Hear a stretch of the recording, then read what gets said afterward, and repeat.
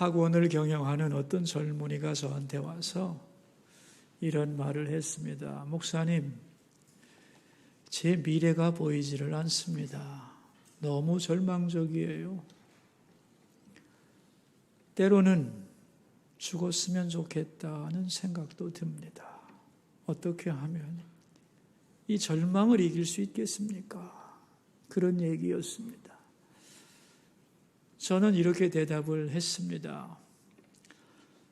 철학자 키에르케고르가 쓴 죽음에 이르는 병이라는 책이 있는데 읽어봤어요? 그랬더니 안 읽어봤대요. 그래서 꼭 읽어보세요. 거기서 말하는 죽음은 육체의 죽음이 아니라 자기 존재의 죽음을 의미하는데, 내 존재의 죽음을 가져오는 것은 뭐냐 하면 육신의 질병이 아니고 정신적인 절망입니다.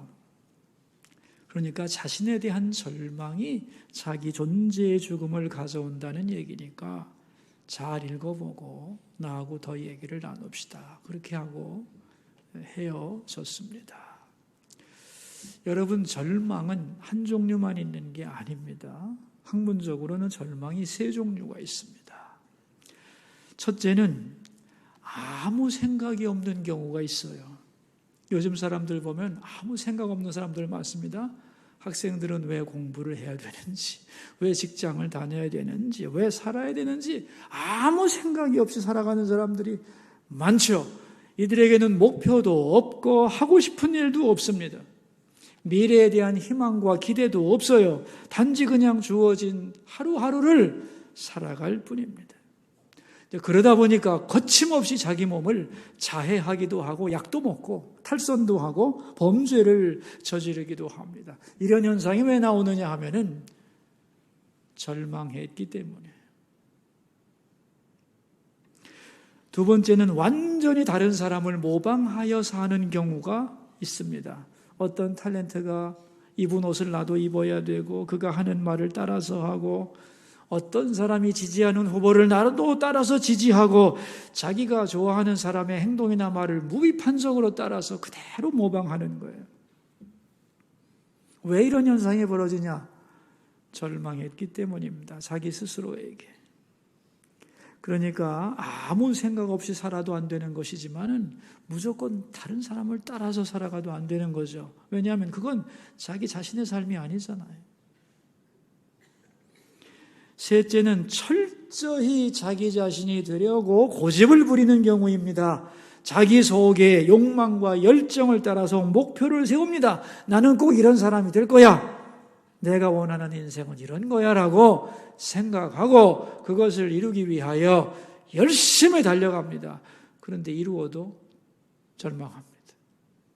왜냐하면 자기가 원하는 자기보다 더 높은 자기가 있다는 걸 알지 못하기 때문에. 그래서 아무 생각 없이 사는 것도 문제고, 남들만 따라가면서 살아가는 것도 문제고, 자기 고집대로 이런 사람이 되겠다고 몸부림치는 것도 다 결국은 절망에 빠지게 만든다는 거예요. 그렇다면 여러분, 절망은 나쁜 거냐? 꼭 그런 것만은 아닙니다. 왜냐하면 환자가 자기가 어떤 병에 든지를 알아야 의사를 찾아가는 거거든요. 자신이 얼마나 절망하고 있는가를 깨달아야만 절망에서 벗어날 길을 찾게 되는 겁니다. 그러니까 절망은 자기를 찾아가는 과정입니다. 반드시 있습니다. 그렇다면 진정한 자기가 되는 방법은 뭐냐 하면은 자기 자신과 관계를 맺는 동시에 하나님과도 관계를 맺는 거예요. 이걸 좀 더 쉽게 말하면 하나님 안에서 나를 발견하는 겁니다. 자기를 만드신 하나님 앞에서 자기를 찾고 그 길을 향하여 걸어갈 때 절망에서 벗어날 수 있는 거라는 거죠. 그래서 절망의 반대말은 희망이 아니라 신앙입니다. 절망은 우리 인생을 때로 힘들게 만들지만 사실은 그것 때문에 진정한 삶을 발견하기도 하지요. 문제는 절망에 빠져서 헤어나지 못하고 거기에 주저앉는 것이 문제인 겁니다. 그러니까 환경이 나쁘다고 절망하지 말고 나는 누구이며 어떻게 해야 하는가를 하나님께 묻고 하나님 안에 있는 무한한 가능성을 바라봐야 된다는 거죠. 그럴 때 절망에서 벗어날 수 있고 하나님 안에서 소망을 찾을 수 있는 겁니다. 많은 분들이 길이 없다고 하는데 여러분, 길은요, 하나님 자신이 길입니다. 길이 없는 게 아닙니다. 우리는 지난 시간에 의인의 고난인가 악인의 형벌인가라는 말씀을 생각해 보았습니다. 두 번째는 신구 빌닷은 말했죠. 하나님은 위대하시다. 주권과 위엄을 가지고 높은 곳에서 화평을 베푸신다. 그런데 구더기 같고 벌레 같은 네가 감히 하나님을 향하여 하나님 왜 이렇게 하십니까? 나는 이해할 수 없습니다. 이렇게 하나님의 주권에 대하여 이의를 제기하고 위엄에 대하여 도전하고 하나님은 갈등하지 않는데 하나님이 너에게 하신 일에 대하여 네가 불평하고 의심한다는 것은 네가 죄인이라는 것을 증명하는 거다. 달과 별들도 하나님 앞에서 박다고 말하지 못하는데 너같이 벌레 같은 존재가 어찌 죄 없이 고난당한다고 감히 말할 수 있겠는가? 그래, 살다 보면 의인이 고난당하는 경우도 있다고 하자. 그런데 네가 의인이라는 증거가 뭐냐? 그러므로 너의 고난은 의인의 고난이 아니라 악인의 형벌이다. 이것이 욥을 향한 세 친구의 마지막 고발이었죠. 자, 이제 여기에 대하여 욥은 대답을 해야 하는 겁니다. 아니, 욥만이 아닙니다. 고난당하는 모든 사람이 여기에 대하여 대답을 해야 되는 거예요. 나의 고난은 의인의 고난인가 악인의 형벌인가? 어느 쪽입니까? 여기에 대하여 바른 대답을 해야 낙심하지 않을 수 있는 거예요. 여기에 대하여 올바른 대답을 하려면 먼저는 내가 누군지를 알아야 됩니다. 나는 오늘도 죄를 짓고 있는 불완전한 사람이에요. 그러나 예수님 안에서 의로워졌습니다. 맞아요? 그러므로 나는 의인입니다. 그러므로 그리스도인에게 있어서는 모든 고난은 죄에 대한 형벌이 아닙니다.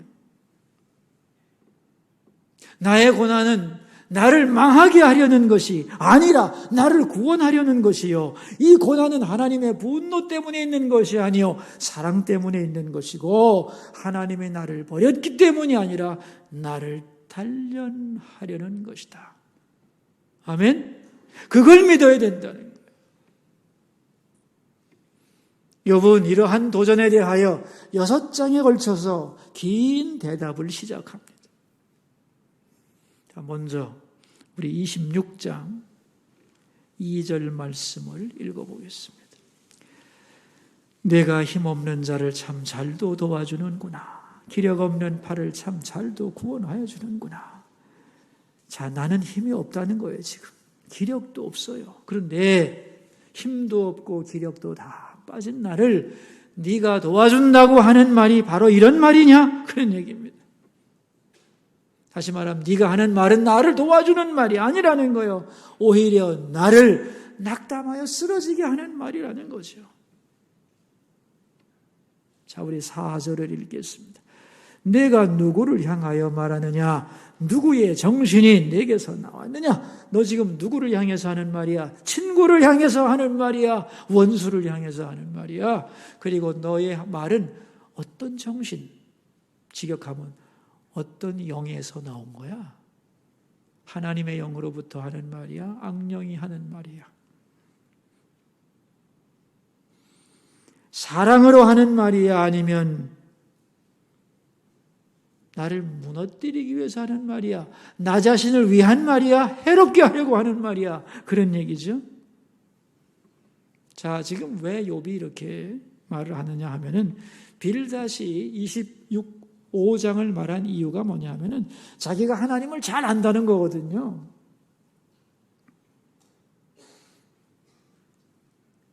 여기에 대한 욥은 너만 하나님을 아는 게 아니야. 나도 하나님 잘 알아. 그래서 26장 5절 이하는 하나님이 어떻게 세상을 다스리시는지 욥이 이해한 하나님의 통치에 대하여 설명을 하는 거예요. 다시 말하면 하나님은 보이지 않는 지하세계도 다스리시고 사람의 눈이 닿을 수 없는 우주의 저 먼 끝까지도 다스리시고 더 나아가서는 어두운 영의 세계도 하나님은 다스린다는 빌닷이 말하는 하나님의 통치의 영역보다 더 넓은 영역을 욥은 묘사하고 있습니다. 그런데 14절이죠. 읽겠습니다. 보라, 이런 것들은 그의 행사의 단편일 뿐이요 우리가 그에게서 들은 것도 속삭이는 소리일 뿐이니 그의 큰 능력의 우레소리를 누가 능히 헤아리랴. 그런데 말이지, 이런 것은 하나님 행사의 한 단면일 뿐이다. 아주 지극히 작은 부분이라는 거예요. 그러니까 하나님 통치의 넓은 부분을 설명하고 그보다 더 보이지 않는 통치까지도 말하면서도 그러나 이것조차도 하나님의 다스림의 아주 작은 한 부분에 불과하다는 거예요. 이게 결국 무슨 소리입니까, 여러분? 네가 하나님을 알면 얼마나 알겠냐는 거예요. 그러므로 하나님을 다 아는 것처럼 함부로 말하지 말라는 뜻입니다. 여러분, 하나님의 세계는 우리가 생각하는 것보다 훨씬 크고 넓고 깊고 높죠? 맞죠? 우리가 그 속에서 다스림을 받고 있는 거죠. 그러니까 우리의 생각 하나가 다가 아니라는 거예요. 예를 들면 고난은 죄 때문이다. 그렇게만 볼 수 없다는 거예요. 하나님의 넓은 통치 속에 있는 이 고난은 의로운 고난도 있고 고난은 벌을 주는 수단이기도 하지만 고난을 통해 하나님은 위대한 역사를 이뤄내기도 하신다는 거예요. 하나님은 위대한 분이지만 그러나 벌레 같은 우리라고 무시하지 않고 우리의 세미한 음성까지도 들으시는 하나님이라는 거예요. 네가 아는 하나님이 다가 아니라 착각하지 마라, 그런 얘기입니다. 그러면서 이제 27장으로 갑니다. 27장 1절과 2절을 읽어보겠습니다. 욥이 또 풍자하여 이르되 나의 정당함을 물리치신 하나님, 나의 영혼을 괴롭게 하신 전능자의 사심을 두고 맹세하노니 그랬어요. 나의 정당함을 물리친 하나님, 이게 무슨 뜻일까요? 내가 고난을 당하게 되자 사람들은 나의 의로움을 인정하지 않습니다. 망하고 났더니 다 나를 죄인 취급하는 거예요. 다시 말하면 나의 정당함, 나의 의로움을 하나님이 박탈해 가셨다는 거예요. 또한 나의 영혼을 괴롭게 하신 하나님 그랬어요. 이 고난 속에서 너무 많은 비난을 받으면서 욥의 영혼이 너무도 괴로움을 당했어요. 그러니까 하나님은 나의 정당함을 물리치셨고 내 영혼을 괴롭게 하는 하나님이라는 거예요. 자, 이렇게 보면 지금 욥이 하나님에 대하여 불평하는 것 같잖아요. 그죠? 근데 사실은 불평하는 말이 아닙니다. 왜냐하면 1절에 풍자라고 하는 말이 나와요. 풍자. 여러분, 풍자가 뭐죠? 풍자는 있는 그대로 말하는 것이 아니라 돌려서 말하는 거예요. 이런 뜻입니다.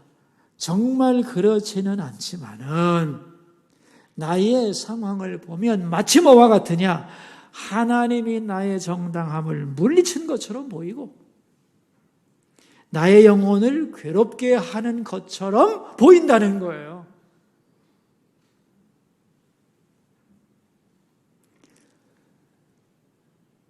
자, 지금 욥이 왜 이런 말을 하냐면 너희들은 내가 죄인이기 때문에 벌을 받는 거라고 말하고 또 하나님은 너를 돌아보지 않는다고 하지만 비록 하나님은 나한테 고난을 주어서 나를 죄인처럼 보이게 만들고 나의 영혼을 괴롭게 하는 분 같지만 사실은 나를 의롭다고 믿어주고 위로하는 분이라는 거예요. 이 말의 의미를 잘 이해하셔야 돼요. 그러면서 전능자의 사심을 두고 맹세하노니 그럽니다. 이 말은 뭐냐면 아주 엄숙한 맹세를 하겠다는 거예요. 이스라엘 사람들은 맹세할 때 뭘 놓고 맹세하느냐? 하나님의 이름을 가지고 맹세하면 최고로 엄숙한 거예요. 그런데 대개는 감히 하나님의 이름을 들먹이지도 않아요. 하늘이라고 표현한다거나 아니면 하나님을 상징하는 어떤 다른 명사를 놓고 맹세하는 게 보편적인 것인데 하나님의 이름으로 맹세한다. 이건 엄숙한 맹세고 더군다나 전능자의 사심을 두고 맹세한다. 이거는 너무너무 엄숙한 맹세를 의미하는 겁니다. 자, 우리 3절을 한번 읽어보겠어요. 나의 호흡이 아직 내 속에 완전히 있고 하나님의 숨결이 아직도 내 코에 있느니라 그랬어요. 여러분, 자기 호흡이 지금 어디에 있대요? 내 속에 있다는 거지. 그렇죠? 우리 호흡이 우리 속에 있잖아요, 지금. 그죠? 그리고 하나님의 숨결이 어디에 있어요? 내 코에 있느니라. 여러분, 이게 무슨 말이죠? 3절이. 지금 내가 내 코로 숨 쉬고 있는 것 같지만 사실은 하나님의 숨결이 여기에 있기 때문에 내가 숨 쉰다는 얘기죠? 하나님의 숨결이 나를 숨쉬게 한다는 거예요. 그러니까 내가 지금 내 코로 호흡하는 것 같지만 사실은 하나님의 숨결이 내 코에 주어져 있기 때문에 내가 숨을 쉬고 있는 거예요. 다시 말하면 내가 살아 숨 쉬는 것은 하나님이 나에게 숨을 주시기 때문입니다. 하나님의 은혜라는 거예요. 하나님이 나를 살게 하지 않았다면 나는 이미 죽었을 것이고 하나님이 생명을 주시고 믿음을 주시고 이 고난을 감당할 힘을 주시지 않으면 내가 어떻게 살아있겠으며 이 고난을 견뎌낼 수 있겠습니까? 하나님 은혜입니다. 그런 얘기예요. 그러므로 내가 살아있는 동안에 맹세하겠다는 겁니다. 그 맹세의 내용이 4절입니다. 같이 읽어요. 결코 내 입술이 불의를 말하지 아니하며 내 혀가 거짓을 말하지 아니하리라 그랬어요. 자, 여러분 보세요. 입술과 혀가 있죠? 자, 내 입술이 어디에 있어요? 여기 있잖아요. 내 입술, 그죠? 그리고 내 입술 속에 뭐가 있어요? 혀가 있어요. 그런데 이 입술과 혀는 어디와 연결되어 있어요? 바로 코하고 연결되어 있어요. 그죠? 우리가 숨 쉬고 얘기해야 되잖아요. 하고 얘기해야 되잖아요. 하고 얘기해야 되는 거 아니에요. 그죠? 그러니까 내 코에 지금 뭐가 있다는 거예요? 하나님의 숨결이 있는데 하나님의 은혜로 숨을 쉬면서 어떻게 내 입으로 딴소리 하겠냐 이런 얘기입니다. 근데 여러분, 이런 사람 많습니다. 하나님의 은혜로 숨 쉬면서 하나님 없다고 헛소리하는 인간들 많습니다. 여러분, 나는 그렇게 하지 않겠다는 거예요. 그러면 안 된다는 거지. 그러므로 아무리 내가 힘들고 지금 어렵다 할지라도 하나님이 주시는 숨을 내가 쉬면서 딴소리 안 하겠다. 불의한 말, 거짓말 하지 않겠다는 거예요. 하나님이 왜 나에게 이런 고난을 주시는가 원망하거나 하나님이 나를 버렸다거나 하나님이 나를 사랑하지 않는다거나 내 기도를 듣지 않는다. 나는 하나님 모른다. 이런 소리 하지 않겠습니다. 그런 말이에요. 5절 읽어볼까요? 나는 결코 너희를 옳다 하지 아니하겠고 내가 죽기 전에는 나의 온전함을 버리지 아니할 것이다. 온전함을 버리지 않겠다는 거예요. 정직하게 살면 뭐해? 이런 고난이 온다면 되는 대로 사는 게 낫지 않을까? 이런 말 하지 않겠다는 거예요. 6절 말씀. 내가 내 공의를 굳게 잡고 놓지 아니하리니 내 마음이 나의 생애를 비웃지 아니하리라. 내 공의를 굳게 붙잡고 놓지 않겠다. 끝까지 하나님 앞에 의롭고 정직하게 살아갈 것을 결심합니다. 하나님이 주시는 숨을 쉬면서 내 입으로 헛소리 하지 않겠습니다. 형통할 때 의로운 척하지 않겠으며 고난당한다고 초라해지거나 낙심하거나 비굴하지 않겠습니다. 그런 얘기. 여러분, 이 논리로 말하자면 고난받을 때 낙심하는 이유는요, 딱 하나예요. 하나님이 기초가 아니라 물질적이고 세속적인 형통에 자기의 근거를 두었기 때문에 고난 때 낙심한다는 거예요.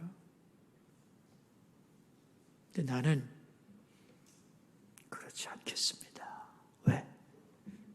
나는 내 존재의 근거를 하나님께 뒀거든요. 그래서 고난 중에 이상한 소리 하지 않겠다는 거예요. 그런데 그렇게 살게 되면 그 결과가 뭐냐? 6절 끝에 나옵니다. 내 마음이 나의 생애를 비웃지 아니하리라. 아주 멋진 말입니다, 여러분.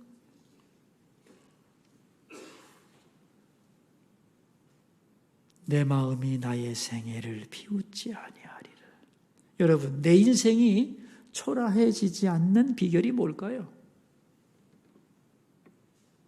내 인생이 스스로 부끄럽지 않을 수 있는 방법이 뭘까요? 남들이 뭐라고 말하는 건 중요하지 않습니다. 다른 사람 평가가 중요한 게 아니요. 자기 스스로 자기 인생을 비웃으면 그게 가장 무서운 거예요.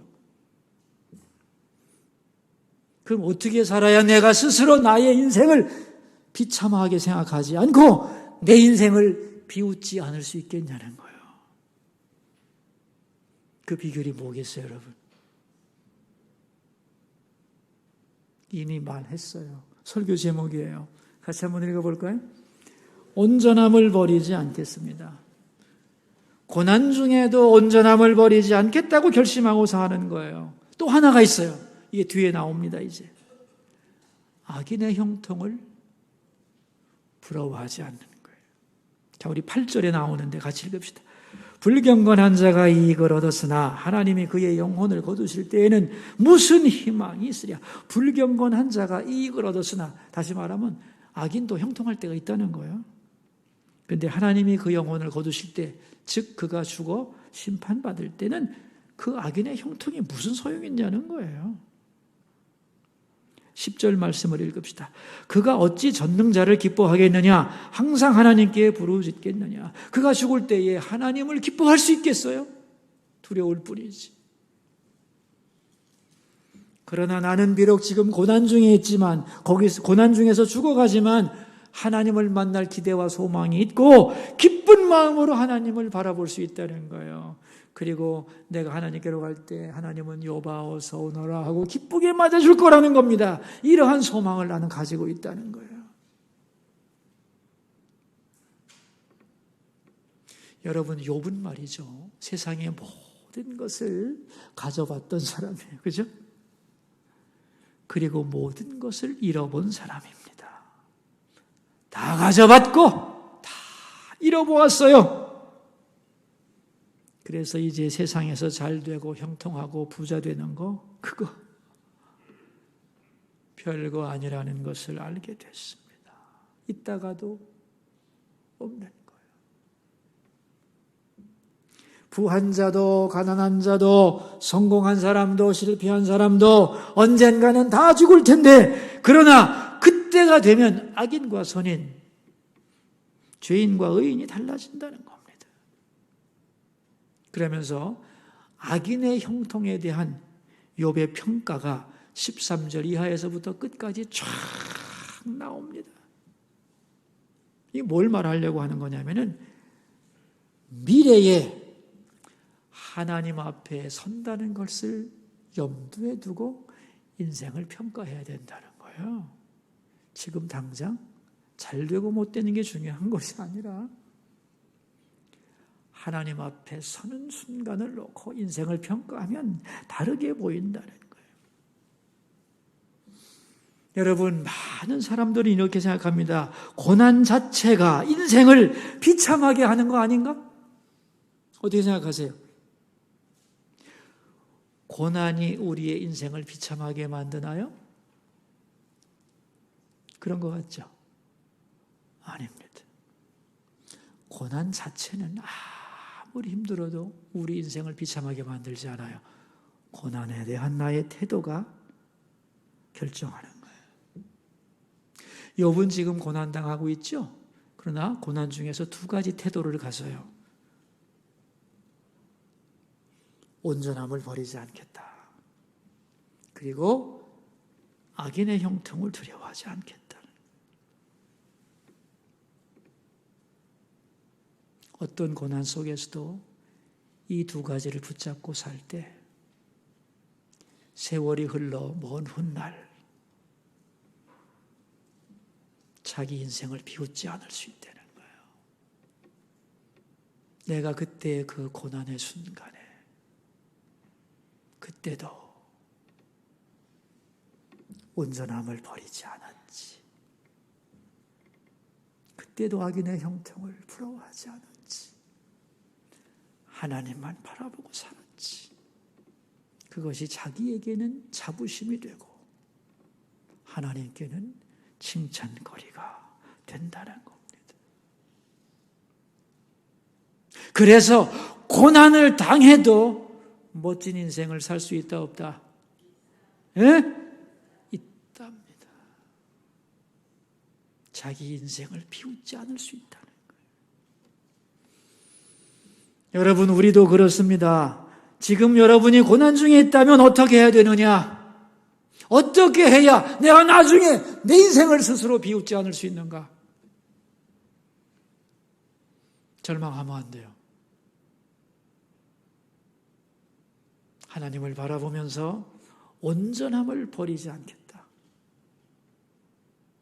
그리고 악인의 형통 부러워하지 않겠다.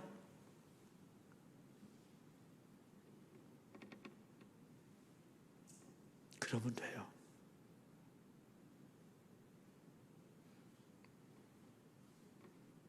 욥은 그래서 이 고난 속에서도 절망적 상황 속에서도 고난의 의미를 확인하고 자기 의를 재점검합니다.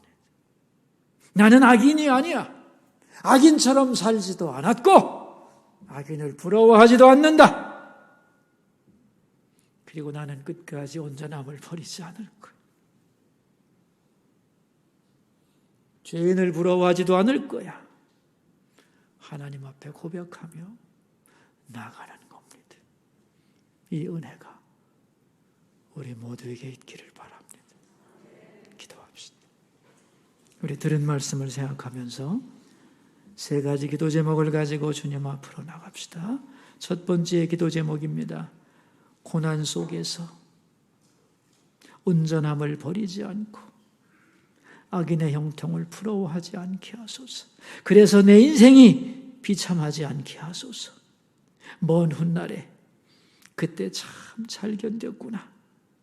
스스로에게는 자부심이 되고 하나님께 칭찬받는 인생 되게 하소서. 기도합시다. 하나님 아버지, 우리는 고난 속에서 절망할 때가 많습니다. 그러나 욥은 고난 자체가 인생을 비참하게 하는 것이 아니라고, 고난에 대한 태도가 나를 비참하게도 하고 그렇지 않게도 만든다고 생각했습니다. 고난 속에서도 온전함을 버리지 않는다면, 악인의 형통을 부러워하지 않는다면 내 인생은 비참하지 않을 수 있다고.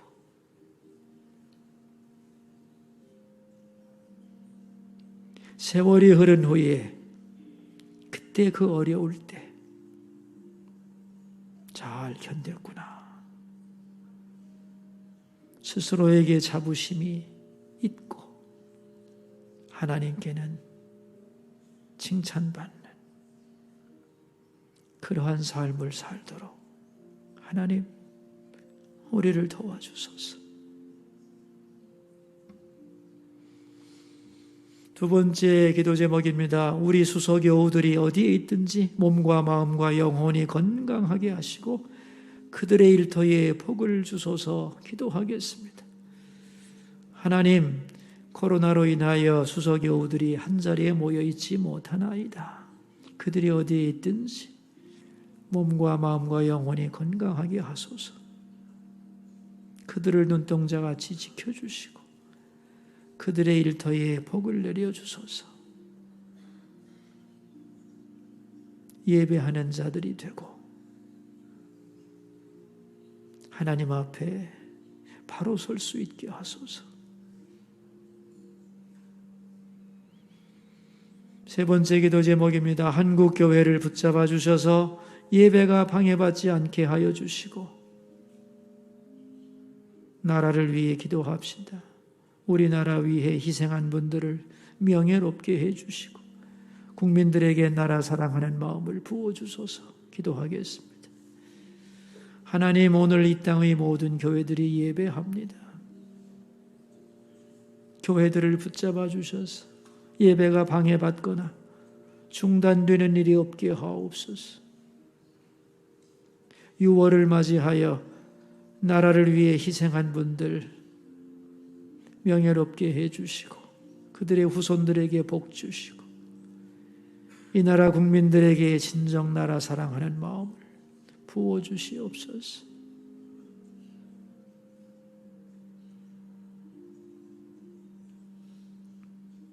살아계신 하나님, 욥은 고난 중에서도 절망하지 않았습니다.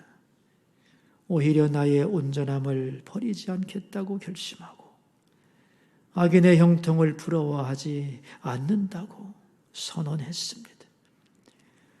우리도 고난 중에서 절망하지 않고 욥과 같이 고백하게 하옵소서. 그래서 먼 훗날에 자기 인생 비웃지 않도록 어떤 환경 속에서도 올바로 살아온 세월이었음을 기뻐할 수 있는 멋진 인생을 살도록 도와주시옵소서. 예수님 존귀하신 이름으로 기도하옵나이다.